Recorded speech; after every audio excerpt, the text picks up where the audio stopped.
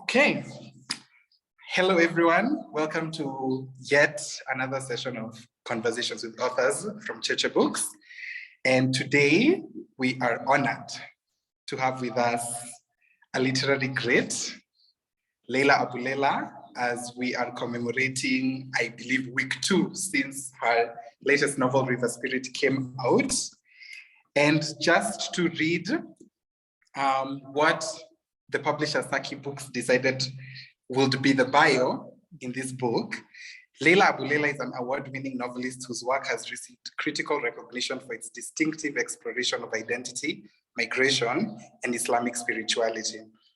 Her novels have been translated into 15 languages and include Bird Sermons, Minaret, The Translator, which is the New York Times 100 Notable Books of the Year, The Kindness of Enemies and Lyrics Alley, fiction winner of the Scottish Book Awards.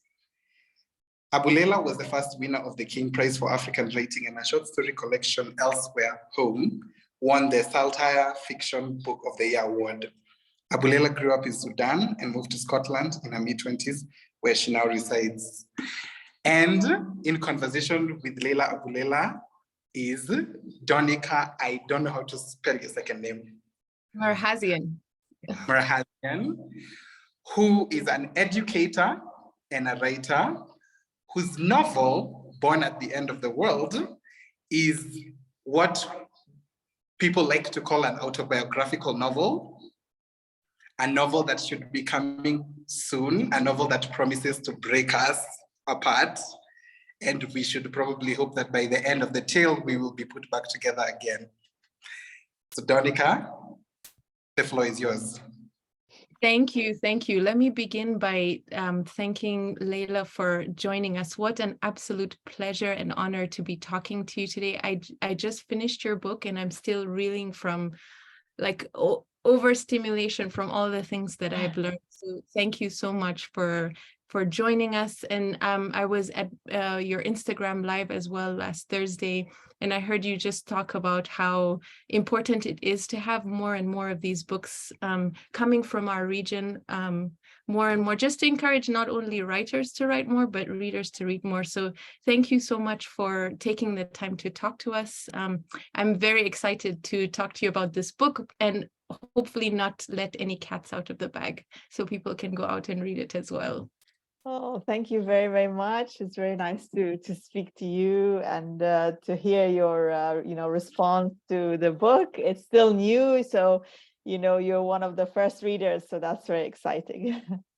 That is very exciting. And I'm originally Ethiopian-Eritrean, so not too far from Sudan. And so I had a lot of connections to, the different characters that you were talking about, even the language that was in it. So I have many questions, but let's start with what your inspiration was for this novel. So towards the end of the book, in your acknowledgements, you had mentioned that you were granted a fellowship, a Rockefeller Foundation fellowship, to look at a specific time in Sudanese history, which was in the 1900s. But then you actually changed your mind and went a little bit back further to the late 1800s, which I thought was quite an intriguing time. I think a lot more interesting. But can you tell us a little bit about what made you change your mind and just delve in deeper into that part of Sudanese history? Yeah, I wanted to start off. My initial idea was to start off when the British came into Sudan and they started rebuilding, especially Khartoum, which is where I grew up. And because I left Khartoum in my mid-20s, and I became very homesick. And one of the things that I missed was the buildings. I felt that, my beautiful university, the buildings, that were in Sudan, the houses. And then I realized that these buildings were actually built by the colonial British. Their colonial architecture that I was so attached to was actually colonial architecture. So I wanted to write about how these buildings came about. But then I was, I was speaking to in the fellowship with other people, and they said to me, well, why don't you go back in time and to, as you said, the more exciting time where there was the Mahdi and Gordon and the wars. And I was like, oh, but that's too violent. It's kind of goes against my nature. I want to do something more positive about the buildings and stuff, but they kind of talked me into it. So I began to say, okay, maybe I can actually do the wars, and so I did. Yeah, and it was quite an epic tale as well. I did find myself cringing at some of the parts, but then I was like, this is an important part of history as well. And I know you had to do a huge volume of research on probably something that is very little documented, or maybe the documentation is just one-sided from the people who were able to write about, you know, their exploits and that kind of thing. So did you have a lot of difficulty finding, I heard in your Instagram live, or maybe in another interview, that you were trying to stick to the facts as much as possible, even though this is a novel. Did you have a hard time finding information, and where did you know where to look? Well, some things there's like a lot of information, like for example, the British General Gordon, Charles Gordon. So there are his journals, which are of course exciting because this is the journals of somebody who is under siege, and he's, you know, his city's under siege, and he's waiting for the British expedition to save him. And so that's very exciting. So there was a lot of that and a lot of books about him. It was almost like too much. And then there were other things, like, for example, the women's point of view, the women as, you know, people who participated in the movement against the government, all that. There was nothing at all. And so I had to really look for that, and I had to imagine. And then I thought, well, if it's not there, you know, this is an opportunity for the creative writer then to you know, put in the missing pieces and to imagine you know, what went on in the lives of these women. But I was like reading, and every time a woman is mentioned, I'd like grab it, you know, because there's so little of them, you know. And so I would you know, make a you know, gather it all around. So it was interesting to do. It's interesting that you talk about women, because every time I'm reading a book, I always try to find the woman in it and connect myself to the one that I feel like I am the most, or would like to be the most. And in your book, I connected most with Zamzam. Okay. And she had two different names, and I will let the readers just discover her story for themselves. But it comes with such a beautiful meaning, and I really enjoyed learning about, like, even her discovery of what that meant, because that was not a name that she had to begin with. And what is your hope for your readers as you, what do you want them to see through her eyes? Like for her, I found like she was an amazing character because she went through so much hardship, but then there was an inner resilience that I said, you know what, I can imagine a woman in Sudan going through these hardships, just giving herself that strength. And I wonder where your inspiration for her came from, and where you draw that kind of character.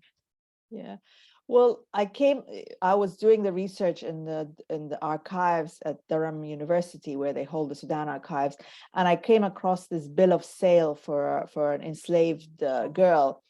And it was kind of shocking to I knew that slavery existed. I mean, I kind of knew about it, but just to find it there, the bill of sale, the way it was written, the amount of money, the names of the people involved. So it was kind of like startling. And then it made me feel that she was real.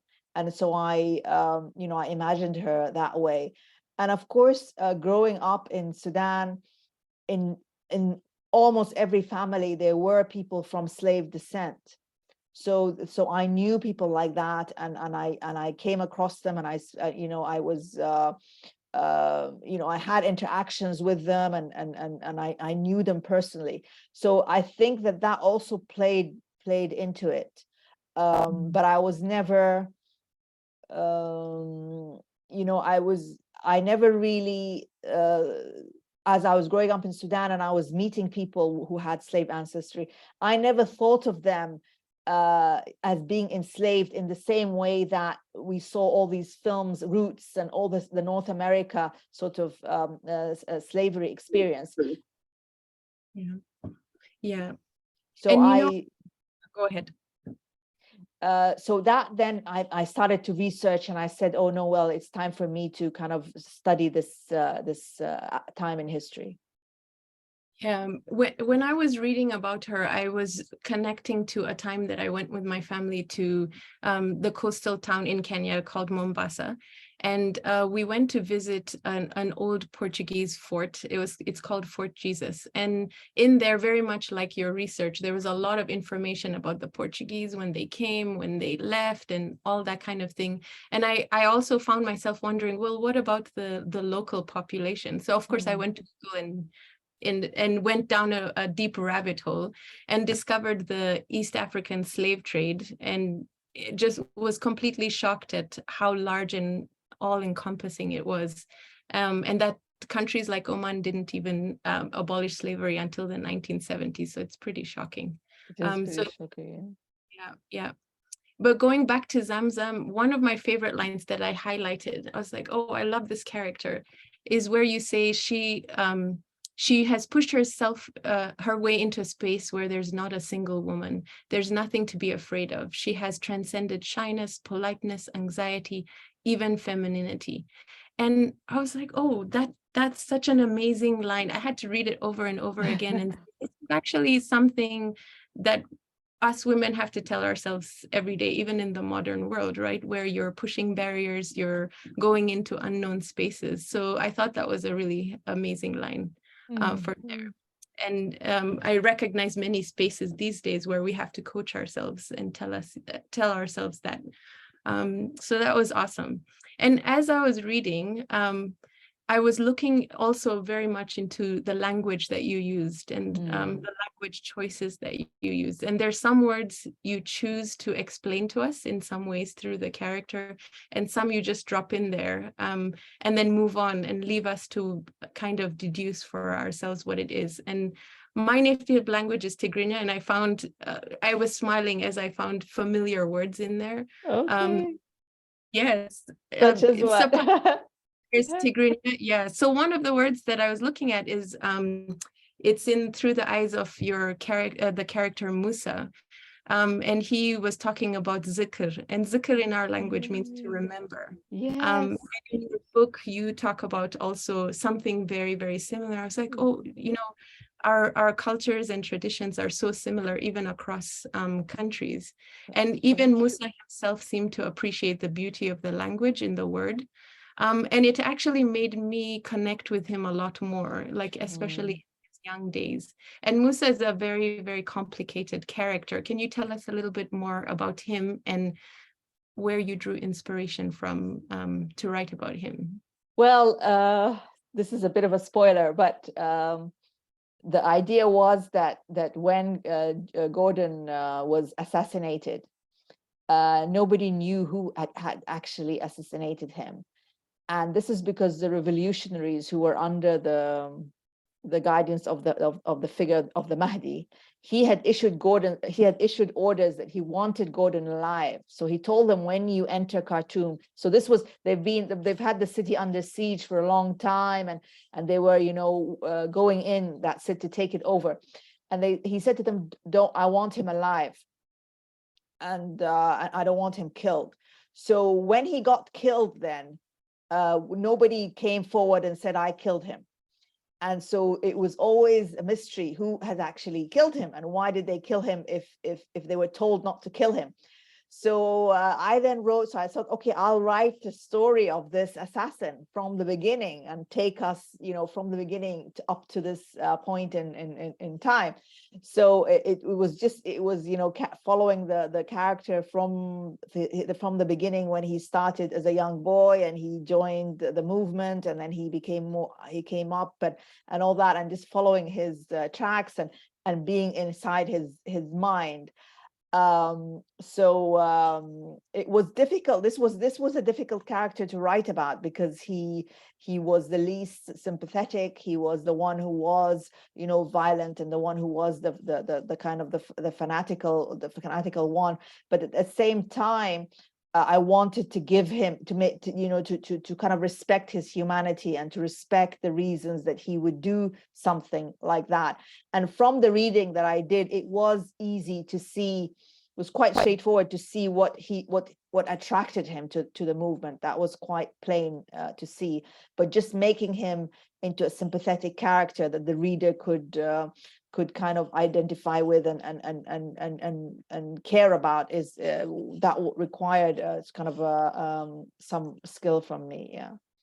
Yeah, I would say I did very much connect with him, even though he was doing things that I didn't agree with in the very beginning. I think you gave us a very quick glimpse into a lot of his internal struggles. As a teacher, of course, I zoned in to the fact that he was not doing well in school, couldn't figure out the letters and things like that. I was like, oh, this poor. And then of course, holding my head as the story went on, but let's not get into any spoilers. Yeah, I'm so happy you said that, because I wanted it to be like hinting that he had dyslexia but of course the word wouldn't have been, this word just of course would not have existed. So I just tried to kind of give a hint of that. And I'm glad that you picked up on it. So that's great. Yeah. I did. And I was rooting for him, even though I know I shouldn't. I was like, yes. I know you can make good choices, but so he was very relatable. And I think that's the skill of you as an author, is to just make us understand and know the characters so intimately that even though they're making questionable choices, you're still there hoping and waiting. I think like a lot of the women in the book who are repeatedly forgiving of all the things, of all the choices that people around them make. And I have to say, I smiled at the word habub. In our language, it's hubobla. And for those of you who don't know, it's basically a sandstorm. And I've been in a couple myself. And the way that you describe it, I could even taste the sand in my mouth as you were describing how it's amazing how it's seen as a cleansing thing, but it also just puts dust everywhere. Yeah. So I was going to ask you about your just life in Sudan, and how much did you draw from, because you left Sudan, I think, as an adult or a little bit older, so you probably have a lot of strong memories of living there. So how much of your life in Sudan did you use to draw inspiration and write about so intimately in this book? A lot. I mean, I left Sudan in my mid-20s, and I had already, I'd finished university, I got married, I had a baby in Sudan. So I did a lot of living, as they say. So there was a lot to draw upon. And I also was surprised at how that it left such a big impression on me, that it was that, I was always remembering it very vividly and very clearly. And I guess I always thought I would live there. I found it hard to accept that I wasn't going to go back. I was very much a product of Khartoum and a product of the upbringing that I had in Khartoum, and I kind of struggled to fit in once I left. And the writing was a way of connecting, was a way of keeping in touch with my roots, with my upbringing. So this was really nice. And the habub, of course, is very much part of life growing up there. And actually, it's the word has entered the English dictionary, so that's amazing. That now it's actually a word that is not considered a foreign word anymore. It's actually a proper English word, and so that's great. I don't know how that happened, but it's great. That is great. That is great. Yeah, in our language, it's hubobla, so not that far from habub. Okay. And I remember peeling off, this is in Eritrea, just peeling off the sand from your face, and it's in your eyes, it's everywhere. But then it also has a cleansing quality to it, I guess, after it's gone. Yes, the air is kind of purer. It feels that the air is kind of clear. And I was very lucky that when I was growing up, I spent so much time outdoors. Like most of the time was spent outdoors, because we also slept outdoors. So actually, in the space of 24 hours, apart from the classroom, being inside the class, or being indoors in the evening. Then most of the time was spent sort of in the outdoors. So I was very sensitive to the weather and to the, you know, the very physical realities of that was around me. And nowadays it's different, because nowadays, you know, there's air conditioning and there's a lot more indoors things, whereas when I was growing up, every event, whether it's a wedding or a poetry reading, it was outdoors. Yeah. So that must have been a very big adjustment for you to move to Scotland then, right? Oh, it was quite a huge, it was very, very much, it's a big, huge adjustment. Yeah. And I remember coming to Scotland, and there'd be a sunny day, and everybody around me would be excited, saying, oh, it's a beautiful day. And I'm like, but this is normal life. What you all, the snow and all that that's not normal. So I had a big the what is normal and what is strange was for me sort of like you know, mixed up, upside down. Yeah. I would say also your love and longing for Sudan, I think, came out also in the way you talked about the river, because I can see it so clearly. Did you live beside the river that you knew it that intimately? Because I could also tell, I could feel Zamzam's longing for the water, and every time that she was away from it, like she was away from part of herself. Is that a big I guess the culture around the river would be very big, and I would imagine that a lot of people depend on it. But then she almost seemed to see it as a magical thing. Like when she was there, she was transformed as well. Is that how you felt about it as well? Well, it's a desert, so that the river in the desert is really very important, and you can see how, you know, that all the green area, all the agriculture is sort of around the river. The river is what's giving life to Sudan. The places that are far away from the river and they depend on rainfall or they depend on wells, it's a harsher existence. So I mean, my mother was Egyptian, and my mother is Egyptian, and my ancestors came from, you know, south of Egypt, but they also came from the river culture. So that's been, you know, in my generation, both sides of parents, you know, for a long time. So it's the Nile has been really sort of, you know, important for us, I guess. Yeah. I definitely felt like going next to it, but I don't have any river close to me. But next time I will appreciate it a lot. Yes. Sure. But the Blue Nile comes from Ethiopia. Yes. Yes, it does. Yeah. Maybe that's the next trip I need to take. Yes. Yeah. And my next question for you, something that really fascinated me about this book, is that you have many characters. There's definitely certain main ones that we follow throughout the story, but we get to learn about the same event from different perspectives. So we have female perspective, male perspective, all kinds of I guess, places in their society. And just narrowing down on Charles Gordon for a second, the minute that he stepped into the book, you decided to change the point of view so the narrator was almost talking to him. So, you know, you are one of the greatest generals of all time. And I took an immediate dislike to him. I was like, this must be a great person. But you did that almost instantly, like in the first sentence when you changed that. And I was quite fascinated, even throughout, just, you know, hearing from his point of view. I could, I guess I was him for a bit, and I disliked myself intensely as I was in his character. And I was just wondering how you decide. You know, as Zamzam was in the third person, Yassim was in first person. How do you decide what suits each character? Because that was the perfect way to depict each one, because I felt like I was right there with them.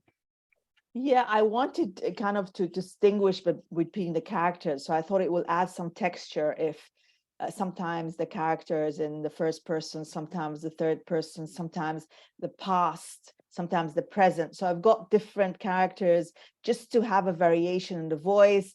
And then with the last character, Salha, it's all letters. So once all her voice comes across in letters, that also gives it a bit of a change. So I wanted this kind of, you know, the variety, the texture. And I just went with whatever worked in my mind, whatever flowed. So I remember starting Zamzam in the first person. And I got the first, as it was, her standing in the river and all that. But then the words dried out, and I felt this isn't working. So I switched to the third person, and then it started to flow, and I kept going with that. And so I stuck with that for the rest of the book. The thing with the Gordon, as I said, he had his journals. So I've had his journals in the first person, so much written about him. I was like, how am I going to do this? And then suddenly I had this sentence come into my mind of, you like how the Sudanese say your name. And it just went on with this, you, the second person, and it worked in the sense that it generated this flow. So I went along with that. Yeah, it definitely, like, I could instantly feel a dislike for him, even though I was in bed and I kept wanting to leave, but I couldn't because I had to finish the chapter. So that was very well depicted. And for you, which character do you feel like you connect with the most? Now you've lived with them, probably you've been writing this book for years, I'm sure, with all the research and all of that. Which, now that you've closed the book, it's published, and I have my copies right here. It's amazing to hold. My copies here. Which character still lives with you, even though you have closed the chapter, so to speak? I think the character of Yassine stays with me the most. I think I kind of feel I identify with him the most. Somehow I like him a lot. And but then, of course, the women characters, of course, Akwane, Salha, the mom, Fatma, she's the one closest to my age. So there's of course the women is it's easy to write from a woman's point of view. I feel that I have a lot of richness to draw upon, whereas the men sometimes come out as being aloof. But I still think of Yassine as being the hero, so somehow. I would say it's Zamzam, but that's a good thing about letting a book loose and letting readers interpret what they want from it. That's true. Yeah. I think it can. I mean, the book can be read as a love story, so you can read it as a love story between Akwane, Zamzam, and Yassine.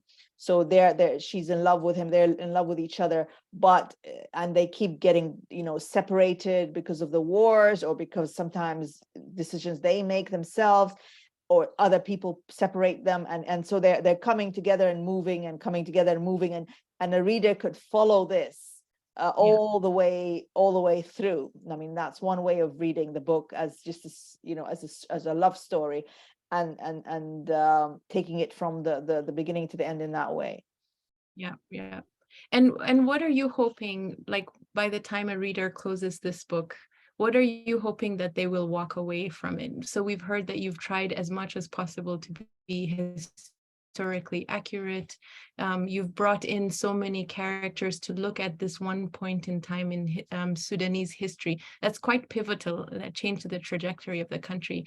And what are you hoping that the readers will walk away with? Well, I'm hoping that they'll walk away with a better understanding, a better understanding of African history, a better understanding of the position of the British Empire, a better understanding of Sudan specifically, of Islam, of the conditions that were in in this part of the world at that time, and also I suppose a better understanding of human nature, and how people are resilient to trauma, and how people are resilient to tragedy as well. So all the characters, they keep going. I mean, they don't cave in. They don't they don't despair. They have the strength to keep going. So the spark of life is strong within the characters, and this is something I saw. I mean, I saw that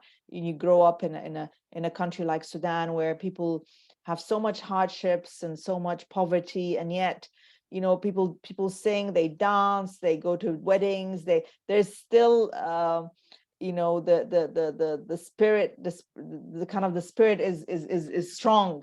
It's not a weak thing, and you want to kind of celebrate it in literature. Yeah, I definitely walked away with that. I just said I've learned so much that I didn't know, and I have a Sudanese friend. I'll say at least one or two, and I Okay. feel like I have learned a lot more about where this country has come from, where it's going, that kind of, and the just the beautiful culture that it is. Switching topics to just a little bit to the point of view of a writer, because I love writing. And I found as I researched for my book that it's incredibly hard to find books that are written like this, books like yours. You really have to dig to try and find them. But it's becoming more and more these days. What would you say to aspiring writers who read a book like yours and are inspired to maybe also take on a slice of history or a slice of maybe culture that is lesser known in the best-selling world? You have won numerous awards, so you have kind of gone into that territory and your books are well known. What encouragement can you give writers who would like to also tell their stories? Well, I think that we have a rich, we're sitting on a treasure, really. We have so much, so much endless resources in terms of stories that we can tell all the way back. I mean, Africa existed long before the Europeans took interest in it. So there's so much that we could write about, so much that we could make films about. It's just fascinating. It's endless. And I'm impatient for people to write. I'm impatient for to see films, to see other things, because I'm tired of the same old that we've been seeing. There's a stagnation, there's a repetitiveness in terms of circling, same themes and same ideas. And for us, for us who come from Africa, we have so much to share. And it's just it will happen. I mean, I'm very positive, I'm very optimistic. I think all these stories will come out. There's so much beautiful interactions and so much connections between the African countries, and that we that we would need to have in literature and in our in the movies, and hopefully slowly it will happen. For sure. I hope so. I hope so. Yeah. And just before we had started recording, I was talking about how when I was a kid, I read a lot, 4 or 5 books a month as whatever I can get my hands on. And when I was a child, I didn't see many characters that looked like me, that that depicted me or that I could see myself in. But I read anyway, and it's becoming less and less so. Like there are a few more options for us to choose from these days, which is encouraging. So as a reader, what would you recommend, or where would you recommend people to go to find books like yours? Yours is an amazing book. If you're on this call or listening, you need to get it immediately. It will stay with you for a very, very long time, for sure. I have so many questions and so many things to think about in terms of just how my perspective has changed. And I'm someone from this region, so I feel like, I'm an African. I kind of get how it is, but I've completely learned something new, and I want to read more books like that. So where would you, and there's plenty to choose from yours, for sure. But where can we go to find books, or are there favorite authors that you know that you'd also recommend to us so that we can widen our reading selection? Well, I benefited a lot from Books and Rhymes. This is Sarah, who runs an Instagram account called Books and Rhymes, and she's got lots and lots of Instagram videos. And she introduced me to so many African writers and Caribbean writers that I didn't know about. Or I had somebody saying, "We love Sarah." Yes, we all love Sarah. And that I had forgot that that had kind of passed me by. Or perhaps sometimes even the writers who I've been reading, writers who write in English, but some African writers write in French and Portuguese, and so that's been Yes, the Caine Prize director. That's true. That's right. So that has been really, useful for me. And I think that the what I regret and about my life is that I read also the popular stuff. I must say I didn't resist. And I wish now that I had resisted. So if everybody's talking about a book or it's a bestseller book, I'd go and read it too. Why? Why did I do that? Why did I waste my time? I now kind of regret this attitude that I was like, or I'm in a bookshop and the book is there in front of me, so I get it. So maybe we need to in answer to your question, the answer would be to kind of resist this temptation to go for the easy stuff.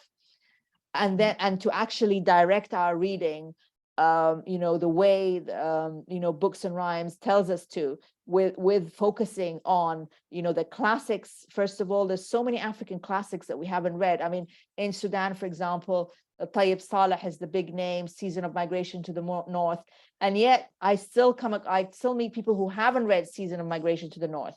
So that is a must read. His Wedding of Zayn is a must read. The Beautiful Ones Are Not Yet Born. I came to that very late in life, and I think that is just a stunner. It's a classic, and it's really, really, it really is a must read. So, a lot of our classics sometimes they get forgotten, and we need to remind ourselves about that. I was in Ghana in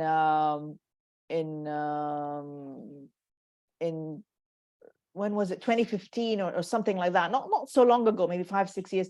And there was a Caine Prize workshop, and we went to the Goethe Institute, and we were all talking about really literary books and everything. Then we went to the airport, and when we got to the airport, there was still some time for our flight, and we went looking around. We looked at the bookshop, and we entered the bookshop in the airport, and there was just Denise Robbins and Harold whatever, and just not hardly any African writers, hardly any literary fiction. It was all like a lot of these Denise Robbins and this really very pulpy kind of writing. So it was a bit of a shock, like why is this happening, that these these silly books are being dumped on Africa. Daniela Steele, sorry, yeah, that's right. No, I read a lot when I was Daniela younger. Steele is Harold Robbins, and Daniela. Yeah, it's like they're dumping all these books on Africa, just like it's a dumping ground or something. So we need to kind of fight back about this and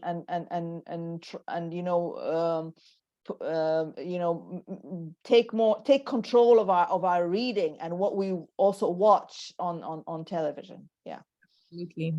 You've given me a lot to think about. I am going to go on Instagram and start following her immediately, Yes. because I've heard of it before. That's amazing.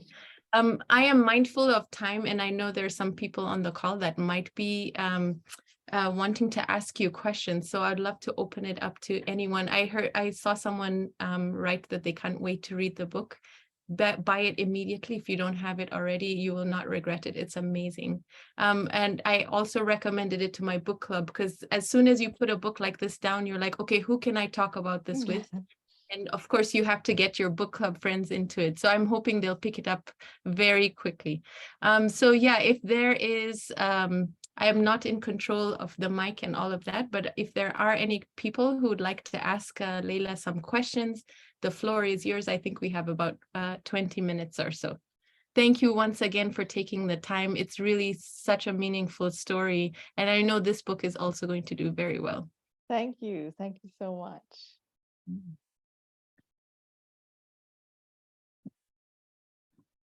Hello. Hello. My name is Star Piper. And I'm also really interested in your book. I can't wait to read it. I was wondering, what is the main takeaway or the main point you want your readers to get from this book? The main takeaway, I guess, just to see history from a Sudanese perspective, to see how colonialism starts, we think of, we don't really know how colonialism starts or how Sudan became part of the British Empire. So to see that process happening, and of course to connect with the Sudanese people also. Amazing. Thank you so much. Welcome.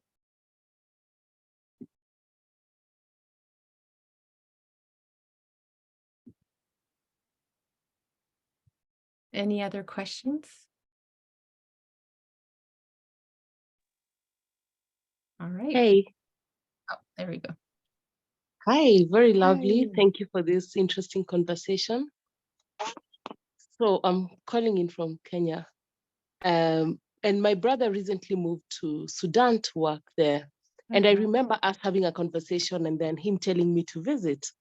And the thing that I realized then is that I know absolutely nothing about Sudan. And I was very surprised because I imagined that I tried to sort of understand places on the continent, but I realized I don't know anything about Sudan. So this is very exciting. First, because I'll have to go and get Leila's books and sort of read. I'm very happy that I'm going to learn a bit of history from that. But also because you've mentioned Seasons of Migration to the North. I don't know which other authors you'd also recommend for someone who actually wants to sort of learn a bit about the country. But thank you so much. This is very exciting. Oh, that's great. So there's also a new book out called The Drowning by Hamour Ziada. And that's translated from Arabic into English, and that was recently published. And that's also it's a very exciting story. It's a shortish book, and it tells about a village by the Nile where the body of a drowned woman comes on shore, and then how that affects the tensions in the village. Who is this woman? How did she drown? Was it a suicide? Was somebody kill her?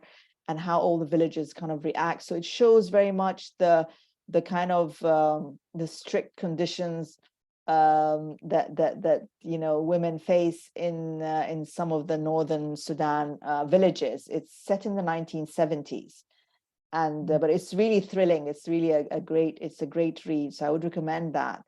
And there's also Tayyib Saleh, wedding of Zayn. That's really that's my favorite of Tayyib Saleh, because it's about a village idiot who a wandering preacher tells him he gets bullied, this village, poor boy, and because he doesn't have teeth and he looks funny, weird, strange, and people make fun of him. And so this wandering preacher says to him, you're going to marry the most beautiful girl in the village.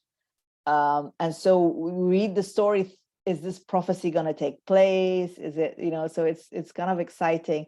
There's also a new book going to come out soon by Stella Gaetano, and it's called Edo's Souls. And it's going to be translated into, Stella writes in Arabic. She's an amazing writer from South Sudan. So she's an African writer who writes in Arabic because she grew up in the north of Sudan. So she studied Arabic at school and university. So she writes in Arabic, and this book won a PEN Translation Award. So we're all kind of very excited about it, and it's coming out in the summer. So I would recommend that too. I'm writing all these down. You're writing all these down, okay. The Sudan reading list. Yes, we need to become experts. Yes. Good evening, Leila and Donica. Thank you so much for this conversation. It's been really wonderful, and thank you, Cheche Books, also for organizing this. I always feel like Cheche is at the front lines of bringing us the latest authors and promoting the voices from the continent. So really appreciate this conversation. Leila, you talked a little bit about the distribution pipeline and what a challenge that can be for authors. Your example of being in the Accra airport, and I think we've probably all experienced that. Probably the same would happen if we were in JKIA right now too. I'm wondering, as an author, how much power you feel you have on the distribution end of things. Or does your power kind of end when that chapter closes, as Donica said, and you put your pen down and you're done with the edits? Do you feel like you have any influence over the marketing, the distribution, and the path that your book takes to the hands of readers? And thank you so much. I'm in Donica's book club, so I'll be voting that we read this. Oh, and really appreciated this conversation. So thank you so much. Thank you so much. Yeah, I think nowadays writers are involved more in the marketing of the book, in the publicity. So we do a lot. We are on social media. We're doing stuff. We're out there meeting the readers. It didn't used to be like that. When I first started out, there was no internet. So we didn't really know what was going on, and we were very removed from the readers. But now we are, kind of out there, and the publishers depend on us to publicize the book and to market the book to a large extent. What we cannot do is deal with, for example, the how expensive it is to move a book from place to place. The effect of the foreign exchange rates, whether some countries tax books coming in or they don't. So it's these kind of things, affect the way the book is distributed. I'm very excited because now River Spirit is going to be published in West Africa by Masobi Books. So there's going to be a West African edition. So that is exciting. Because then it's going to be more affordable than getting this UK edition, and I'll have a publisher in I'll have a publisher in Nigeria, so that is exciting. And yeah, East African rights are still around, so if anybody's interested. So yeah, it's difficult getting our book. It's actually this is the part of the whole thing of being a writer. The selling the books is the most difficult part of the whole process. Actually getting the book in people's hands is difficult, because sometimes also there's a lot of gatekeepers. How do I get my book to be on a syllabus, for example? So I would love my books to be on a syllabus. How do I do that? Can I do that? I don't know. Sometimes it's sad that even the books that are doing commercially well, even the bestsellers, they end up being on the syllabus. So you think, it's not, how is that fair when they've already captured the best-selling sort of charts? They're going to now also enter the education. So it needs a lot of work. It's not only the writer, but it needs support from educators. I mean, some of the people who support me, and I'm so grateful, are university professors who teach my books. So the fact that they're teaching my books keeps the books in print. The fact that they're writing papers about my books, that all keeps the books in print, because once the books are no longer being bought, then the publisher will stop printing them, and then that's it. You've been silenced as a writer. So that is really so there's a big, there are huge barriers, that we face. How many of us have contact with influencers, for example, who can influence who reads your book, who posts about your book? If my sister was a best-selling was a famous actress, and she's gonna talk about my book, then I'd be I'd have a good chance. But I actually don't have a sister, and I don't and all that. So it kind of, a lot of things depend on who you know, and so it's kind of like hard work. So who is our Oprah? Who's the African Oprah? We need someone like that. We need a book club. Maybe your book club could become big, could become for the whole continent. So we still don't have, as Africans, we still don't have our own prize. The Caine Prize for African Writing is still for a short story. We don't have a prize for a novel. So we still don't have that. There's a lot that we don't have. Getting books into television, that is a great thing, you know, where you have programs where they discuss books, or we need more of that to happen. So there's a lot that needs to be done, because then the book itself is a resource. I mean, it's a resource for talking about history, for talking about social issues or anything. The book then represents an educational resource that people can use. So it's a matter of how do you get it to reach to do that. Yeah. Leila, do you have any books optioned for adaptation currently? No, I don't. They're all available. So. And Leila, you're also making me think, as you respond, that you know how we were talking about earlier, that we read the books that we were given when we were little, and we just didn't know any better. And I think perhaps that's the state in the readership as well, that, you know, to be able to get to books like yours, you have to fight for them, you have to dig deeper and look for them. And maybe some of us don't know that that's an option, you know, just talking about the regular book lover. If all you're given is whatever you find on bookshelves that are easily picked up, then we also don't know that books like yours are out there. So it's food for thought for sure. Yes, that's right. Yeah.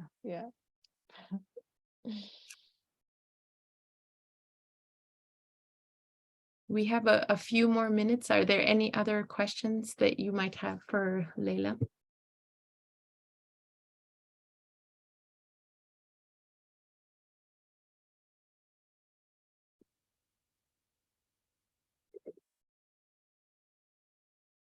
All right, well, it has been an absolute honor to be able to. Thank you. I feel like we should have had some coffee and, you know, something. Oh. Yeah, thank you so much for taking the time to talk to us. It's been amazing. Thank you so much. And I hope to see you when I come to Kenya. So I hope so. Yes. We are here. Just come and we will welcome you very warmly. Okay. Thank you so much. Thank you. Have a good evening, everyone. Thank you all. Thank you for Cheche Books as well. Thank you. Bye. Bye-bye.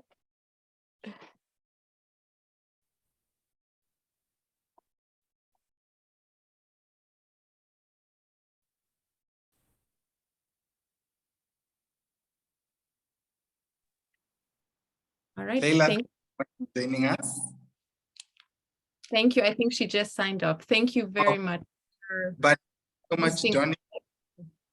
And let me actually okay.